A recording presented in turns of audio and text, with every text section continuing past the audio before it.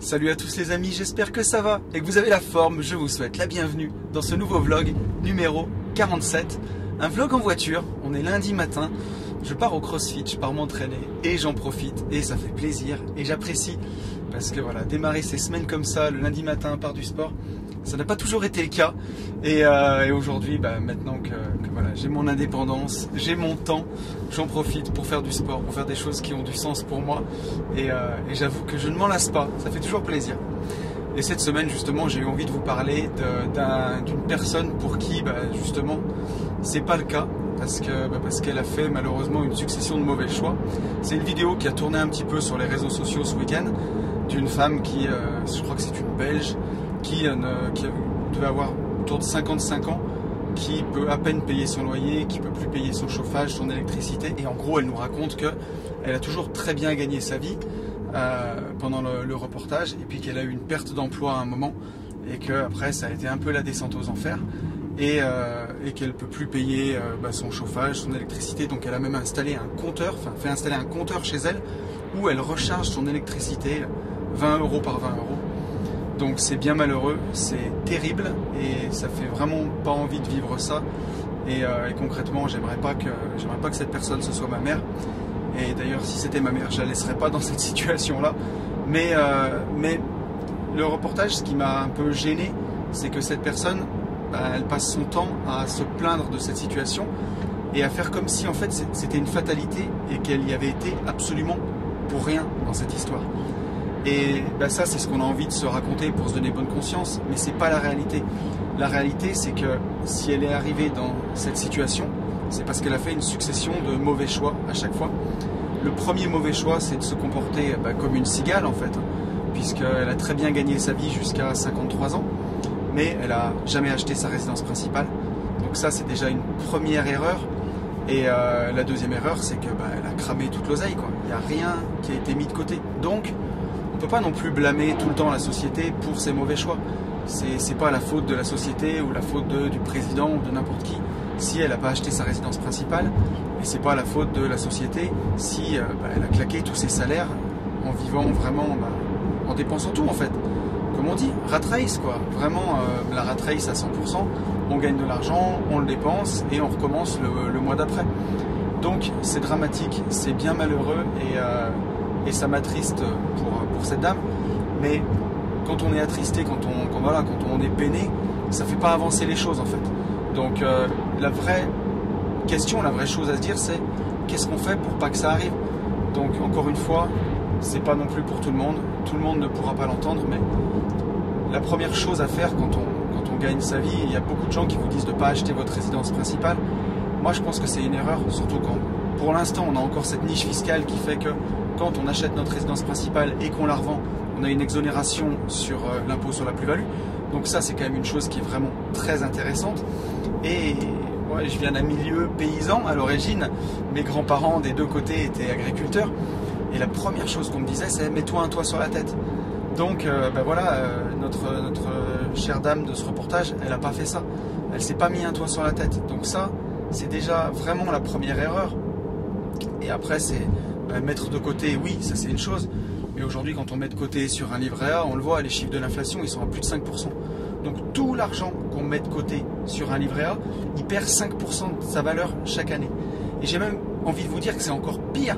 C'est que, et ça sera sa troisième erreur à notre, je vais pas dire son prénom, mais à la chère dame de ce reportage, c'est de dépendre d'une seule source de revenus. Et ça, c'est dramatique. Parce que quand vous dépendez d'une seule source de revenus, que votre seule source de revenus c'est votre salaire, et que les chiffres de l'inflation montrent qu'on a perdu 5% de valeur, en fait, de pouvoir d'achat, même si je déteste ce mot, ça veut dire que cette année, vous allez aller travailler 5% du temps gratuitement. Je ne parle même pas d'avoir une augmentation qui compense un peu ça, parce que jamais vous aurez une augmentation de 5%.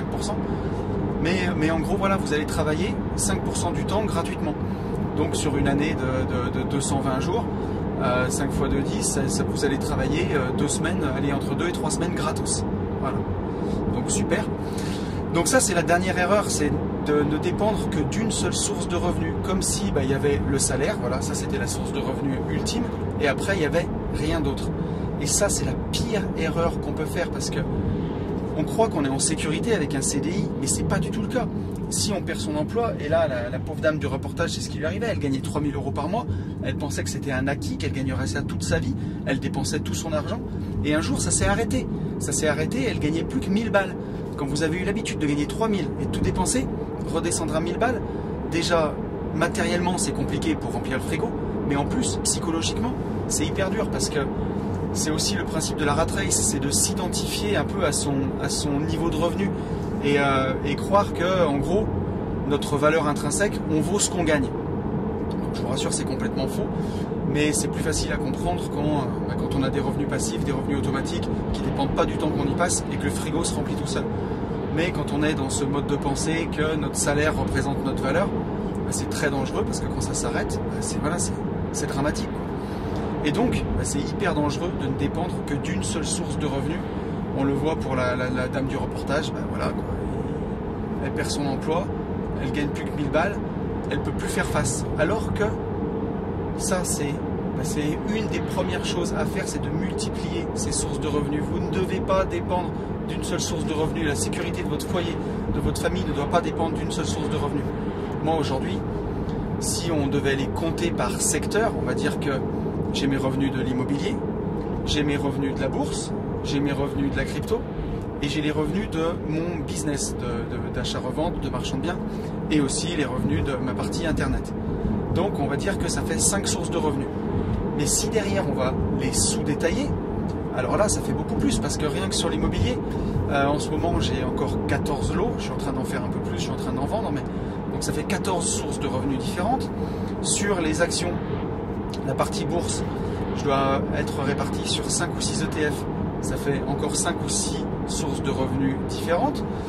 Sur la partie crypto, j'ai du minage de crypto, j'ai de la crypto en direct, j'ai du stacking de crypto, ça fait encore 3 ou 4 sources de revenus différentes. Sur la partie business en ligne, j'ai plusieurs formations que j'ai créées, des actifs que j'ai créés vraiment à partir de rien. J'ai un livre que j'ai écrit qui me rapporte, qui se vend chaque mois, donc qui rapporte aussi de l'argent. Et sur la partie marchand de biens, j'ai plusieurs opérations, et chaque opération est une source de revenus. Donc s'il y a une source de revenus qui s'arrête, il m'en reste plein d'autres. J'ai pas compté, mais si j'additionne tout ça, on doit être entre 20 et 30 sources de revenus peut-être. Donc on dit toujours que pour un tabouret il soit stable, et c'est pas on dit toujours d'ailleurs, pour qu'un tabouret soit stable, il faut 3 pieds. Donc moi quand je coach des gens, quand on parle d'indépendance financière, je dis toujours que c'est bien d'avoir 3 piliers. Au moins d'avoir la bourse par exemple, de l'immobilier et un business. Et quand on a 3 piliers, déjà on est bien stable, parce que s'il y en a un qui s'arrête, il y a les 2 autres qui peuvent prendre le relais. Mais après, rien ne vous empêche de rajouter 10, 15, 20, 30 pieds à votre tabouret. Et là, mais vous êtes en sécurité après.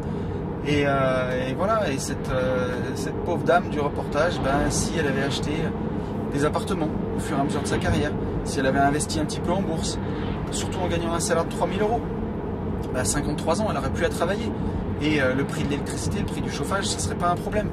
Donc c'est sûr qu'il faut blâmer les montées d'électricité, les montées du chauffage, les montées du carburant. Bien sûr que c'est pas drôle, et bien sûr que c'est pas facile. Mais si je vous dis juste ça, je ne fais pas avancer le truc. Moi je suis pas là pour brosser non plus dans le sens du poil, ou pour dire des choses qui sont toujours, j'allais dire, extrêmement bienveillantes. Mais c'est bienveillant en fait ce que je dis. C'est juste de dire que arrêtez de subir. On n'est pas obligé de faire que subir. On peut aussi agir, et on peut aussi changer les choses à sa façon. Il n'y a pas besoin d'avoir de l'argent. Même dans l'état actuel des choses, notre petite dame du reportage, elle pourrait très bien prendre un appartement sous location. Elle pourrait le faire. Elle pourrait donner, elle a forcément des compétences dans un domaine. Peut-être qu'elle sait tricoter. Elle pourrait donner des cours de tricot. Il y a toujours quelque chose à faire. Il y a toujours quelque chose à faire pour générer une autre source de revenus, et pour commencer à se sortir de cette situation et à créer sa boule de neige, même si elle est toute petite, pour avancer. Mais toujours dans ce principe-là, créer d'autres sources de revenus, même si c'est pas grand-chose, même si c'est des cours de tricot, même si c'est aller promener des chiens, même si, voilà. Mais être inventif et trouver d'autres sources de revenus, et ne pas se plaindre de la fatalité, parce que ça ne veut pas être un scoop, mais les prix ne vont pas cesser d'augmenter, ça va toujours continuer. Donc la seule chose, et les impôts pareil, les impôts, je ne les ai jamais vus baisser. Des fois ils en donnent un peu, c'est pour en reprendre de l'autre côté. Donc ça ne fera que monter. Et s'étonner de ça et en espérant que ça baisse, c'est se leurrer en fait, c'est se mentir à soi-même.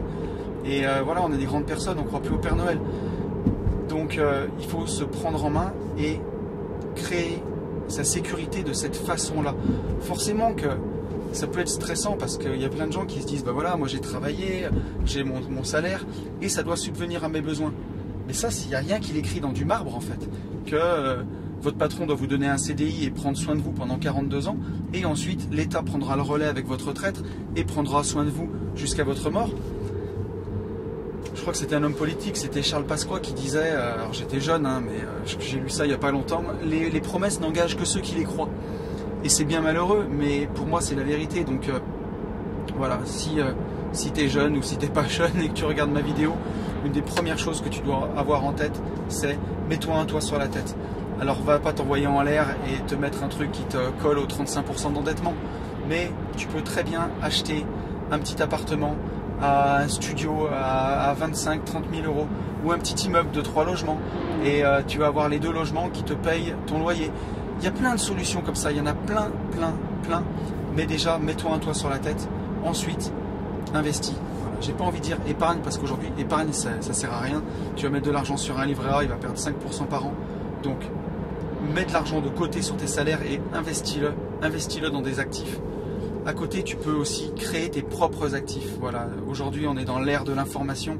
N'importe qui avec une caméra, comme je le fais là, avec un téléphone, peut se filmer, peut transmettre de l'information et peut monétiser ses connaissances, donner des coachings, aider des gens à être rémunérés pour ça.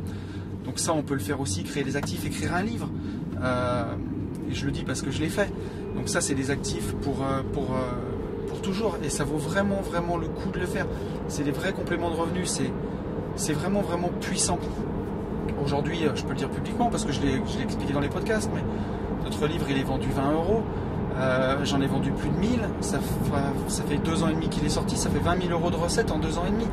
Donc c'est super. Ça fait autour de 7-8 000 euros par an. Donc c'est des revenus, ça. C'est 600-700 euros par mois. Et n'importe qui peut se créer ce genre d'actif. Il faut juste le décider, il faut juste le vouloir. Et au moins, vous dépendez plus d'une seule source de revenus. Et s'il y a une source de revenus qui s'arrête parce qu'elle est devenue obsolète, parce qu'elle ne marche plus, ou parce que vous avez vendu l'actif, au moins vous avez toutes les autres qui prennent le relais.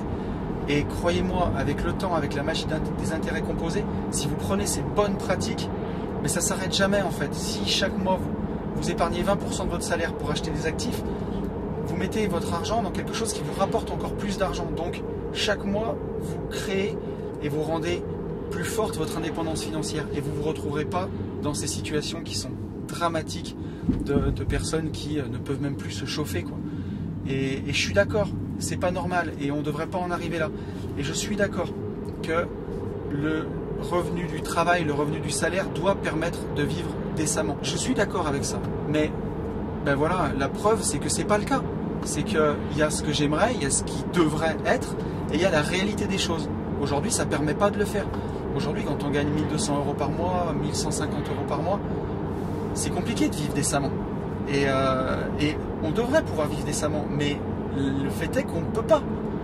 Donc, qu'est-ce qu'on fait? Est-ce qu'on se plaint? Est-ce qu'on fait la révolution? Ou est-ce qu'on fait sa propre révolution en se disant, voilà, moi je vais me prendre en main, je vais investir dans des actifs, je vais créer quelque chose qui va me permettre d'augmenter mon indépendance financière qui, à terme, me rendra plus libre, m'offrira plus de temps pour ou créer d'autres actifs ou simplement profiter de ce que le monde a à offrir. Donc voilà, je crois que j'ai tout dit.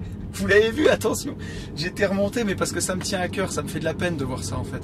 Ça me fait de la peine et je me dis que ça devrait pas et qu'on raconte des sornettes aux gens, on leur dit qu'un CDI va les aider et va leur permettre de vivre et de vivre décemment. Et aujourd'hui, on se rend compte que c'est pas le cas, qu'un CDI c'est la sécurité. Et on se rend compte que c'est pas la sécurité. Donc, faut pas croire tout ce qu'on vous raconte. Faut regarder en fait. Quand un politique ou n'importe qui vous dit quelque chose, ne croyez pas ce qu'il dit. Regardez la réalité. Regardez comment sont vraiment les choses dans la vie. Et c'est pas ce qu'on vous raconte. Donc voilà. J'en ai fini avec ce vlog. Je vous souhaite une très bonne journée. Vous pouvez mettre un petit pouce pour m'encourager, ça fait plaisir. Mettre un petit commentaire. Vous abonner aussi, on est de plus en plus nombreux sur cette chaîne et ça me fait extrêmement plaisir. Vous pouvez écouter mes podcasts parce que c'est là où c'est beaucoup plus préparé, c'est beaucoup moins freestyle et c'est là où j'aime donner, enfin je pense que je donne le plus de valeur. Je vous souhaite une très bonne journée et je vous dis à très vite. Salut!